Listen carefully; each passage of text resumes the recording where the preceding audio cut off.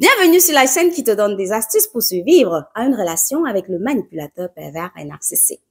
Alors, si c'est un sujet qui t'intéresse, n'hésite pas à cliquer sur le pouce bleu et à cliquer également sur la cloche de notification pour ne pas rater mes prochaines vidéos. As-tu déjà acheté ton livre? N'oublie pas, tu peux le commander sur Amazon et tu vas le recevoir en 2 jours seulement. Bonne lecture.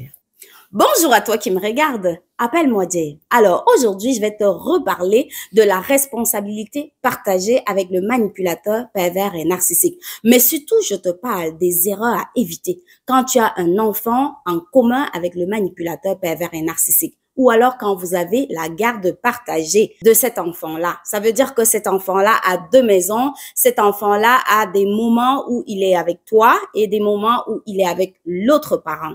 Et surtout, tu sais que c'est un ex-conjoint vraiment rancunier. Tu sais que c'est un ex-conjoint qui peut utiliser les enfants pour t'empêcher de passer à autre chose. Voici, je te dis comment tu vas faire pour éviter de tomber dans certains pièges. Certains pièges qui peuvent vraiment s'avérer très catastrophique pour toi et pour ton enfant, pour tes enfants si tu en as plusieurs.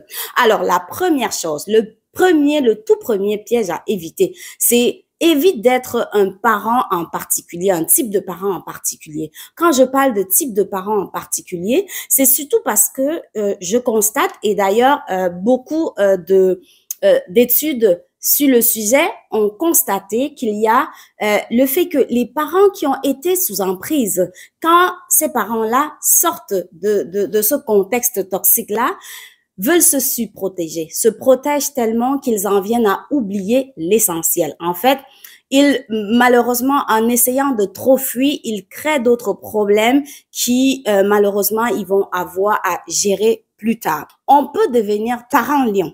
Quand on dit parent lion, ça veut dire que tu es déterminé à protéger ton enfant contre vents et marées parce que tu sais ce que tu ne veux plus subir, tu sais ce que tu as vécu et alors tu veux tout faire pour que ton enfant ne vive pas cela.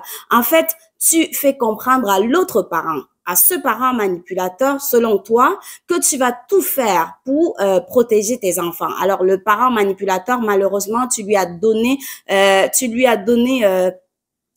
tendu la perche parce que le manipulateur, de par ses traits de caractéristiques, c'est une personne qui aime les défis. Quand tu lui montres que c'est l'enfant ton problème et que tu vas tout faire pour protéger l'enfant, que c'est ta chasse gardée, alors le manipulateur va y jouer avec ça. Tu lui as mis la puce à l'oreille sans le savoir et quand le manipulateur joue, c'est vraiment pour gagner. Donc le manipulateur va tout faire, va tout donner pour t'empêcher de t'épanouir dans ce domaine-là. Donc s'il y a par exemple des voyages à effectuer avec l'enfant, le manipulateur va tout faire pour saboter ça. S'il y a des documents d'autorisation à signer ou alors par exemple, faire un passeport pour l'enfant, le manipulateur ne veut pas que tu voyages. Alors, il va pas signer d'autorisation. En fait, il va tout faire pour te mettre les bâtons dans les roues parce que tu lui as montré que oui, en fait, tu lui as montré que c'est ta bataille, c'est ton combat, comme on le dit. Et du coup, il veut rentrer dans ton combat pour te faire perdre, pour te montrer que même sur ce terrain-là, tu ne peux pas gagner. Donc, évite de lui mettre la puce à l'oreille en lui montrant clairement tes champs d'intérêt.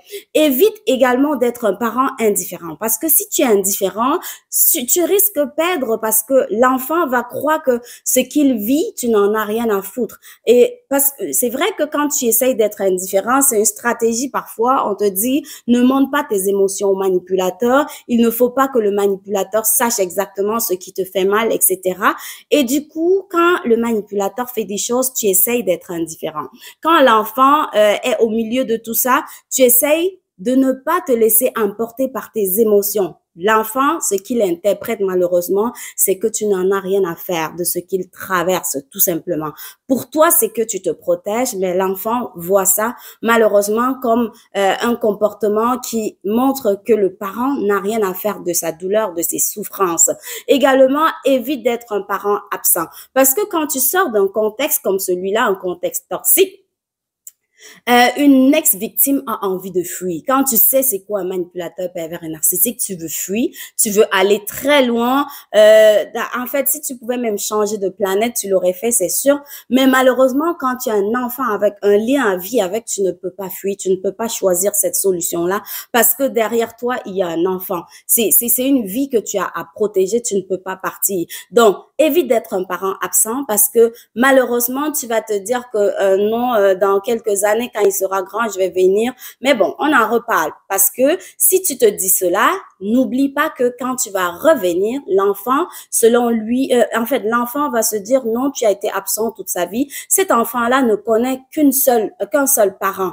Donc, cet enfant-là a certaines valeurs déjà et malheureusement, tu n'as pas été là pour lui inculquer tes valeurs que tu considères comme des valeurs saines. Donc, je vais te conseiller tout simplement de jumeler tous ces types de parents-là. Donc, il ne faut pas être un parent en particulier. Il faut vraiment que tu sois un parent avisé qui est capable de sauter de parents indifférents à parents lions, à parents absents quand il le faut. Il faut savoir t'éclipser quand c'est. En fait, il faut choisir tes batailles, tout simplement. Je résume cela en te disant, choisis tes batailles de façon intelligente. Si il y a des moments où tu as envie de lâcher prise, tu te dis, non, ça vaut pas la peine que j'investisse mon énergie là-dedans, lâche prise. Il ne faut pas que le manipulateur, que l'autre parent sache exactement quel type de parent tu es. Il faut que tu sois un parent imprévisible. Quand le manipulateur va se dire « Oh non, elle ne va rien faire », c'est là où il faut que tu fasses quelque chose. Ça ne veut pas dire qu'il faut laisser le manipulateur diriger ta vie. Non, il faut tout simplement que tu prennes vraiment en considération tous les paramètres qui rentrent en jeu avant de définir quel type de parent tu veux être. Si c'est un moment où il faut aller au four et au moulin pour ton enfant et au fond de toi, tu te dis, il faut que je le fasse, fais-le. Mais si c'est un moment où encore tu te dis, ah mais non, il faut que je lâche prise. N'hésite pas à jouer avec ces différents types de parents-là pour empêcher aux manipulateurs de t'atteindre et surtout d'atteindre tes enfants. Deuxièmement, il ne faut pas que tu sois ce parent qui va embarquer dans des luttes interminables à la cour. En fait, qui va s'embarquer dans des procès qui ne s'arrêtent jamais, qui va tout le temps être avec les avocats, qui va tout le temps passer devant le juge. Je vais te dire une chose, ce qui va se passer, c'est que tu vas surtout perdre de l'argent. Parce que malheureusement, les tribunaux, la justice n'est pas encore, c'est peut-être triste à dire, n'a pas encore de pan vraiment défini sur la manipulation perverse. Donc, on ne peut pas, ce qui importe à la cour, à la justice, c'est vraiment les faits. Et les faits, en général, c'est palpable. C'est des choses vraiment qui peuvent facilement être comprises. Mais quand tu es dans une relation, quand tu as eu la malchance de tomber sur un manipulateur pervers et narcissique, il y a du flou. Et il n'y a pas que toi qui n'as pas compris cette relation-là. Même les observateurs ne comprennent pas cette relation-là. Donc, même les avocats ne vont pas comprendre cette relation-là. Et tu risques de passer devant un juge qui ne va pas comprendre. Et le piège aussi, tu risques d'embarquer tes enfants dans tout cet univers-là, et finalement même tes enfants peuvent se retourner contre toi. Parce que oui, toi, tout comme tu as été sous emprise, les enfants aussi peut-être sont sous emprise et le manipulateur peut les utiliser contre toi. Donc, comme les enfants ne peuvent pas encore définir qu'est-ce qui est vrai, qu'est-ce qui est faux, les enfants peuvent se retourner contre toi et tu vas être choqué. Donc, ce n'est jamais gagné à 100% quand tu vas aller devant les tribunaux. Ça ne veut pas dire qu'il faut que tu ne te battes pas. Non, il faut lutter, mais n'oublie pas d'avoir des objectifs vraiment atteignables et n'oublie pas surtout de définir ton centre d'intérêt. Choisir ses batailles, c'est vraiment important. Parce que si point oui, point non, tu passes devant les tribunaux, tu vas finir par t'épuiser beaucoup, même beaucoup, et surtout financièrement. Et après, tu vas te rendre compte que tu n'as rien gagné vraiment d'important, de considérable, tout simplement.